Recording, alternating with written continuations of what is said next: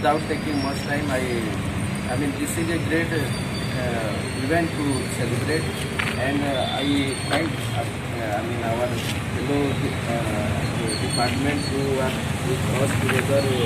I mean, doing the coming together and wonderfully. I mean, Srinivas garu as well as Rajshekhar garu, and thank you.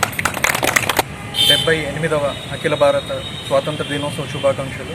ఇందాక వక్తలు చెప్పినట్టుగా అనేక మంది యొక్క కృషి, కష్టం, సాక్రిఫైస్ యొక్క ఫలితమే మనం ఈ 77 సంవత్సరాల స్వాతంత్ర ఫలాల్ని మనం అనుభవించాం.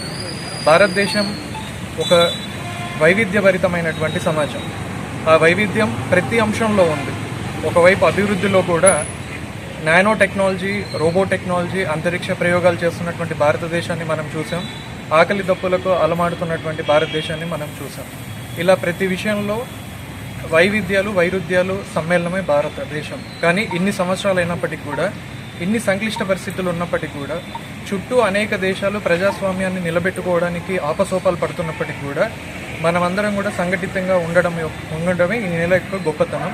సో రానున్న సంవత్సరాల్లో కూడా ఇలాంటి స్వాతంత్ర దినోత్సవాలు మరెన్నో జరుపుకొని మనందరం సంఘటిత శక్తిగా ఎదుగుతామని ఆశిస్తూ అందరికీ సెలవు. రాజశేఖర్ అండి, డివిజనల్ కోఆపరేటివ్ ఆఫీసర్, ఒంగోలు. సందేశం. అందరికీ 78వ స్వాతంత్ర దినోత్సవ శుభాకాంక్షలు. చాలా సంతోషం అని ఎందుకు అంటున్నానంటే, ఇంతమంది వక్తలు చెప్పినట్టుగా స్వాతంత్రం అనేది ఇంకా చాలా దేశాలకు వచ్చినట్టే వచ్చి జారిపోయింది. కానీ మనకున్న స్వాతంత్రం మాత్రం అలాగే నిలబడింది. మరింత స్వాతంత్రం దిశగానే మనం వెళ్తున్నాం. రెండో అంశం, మనం ఉండేది సహకార శాఖలో కాదు, సహకార ఉద్యమంలో. వారి శాఖ అంటే యూత్ వెల్ఫేర్ డిపార్ట్మెంట్ అని చెప్పుకుంటారు, రెవెన్యూ డిపార్ట్మెంట్, ఇంకా అలా డిపార్ట్మెంట్ చెప్పుకుంటారు. మనది డిపార్ట్మెంట్ కాదు. Hours is a movement. ఈ మూవ్మెంట్ అని మూవ్మెంట్లో ఎవరుంటారు? ఉద్యమంలో ఎవరుంటారు? ఉద్యమకారులు ఉంటారు. మనమంతా ఉద్యమకారులు, సహకార ఉద్యమకారులు.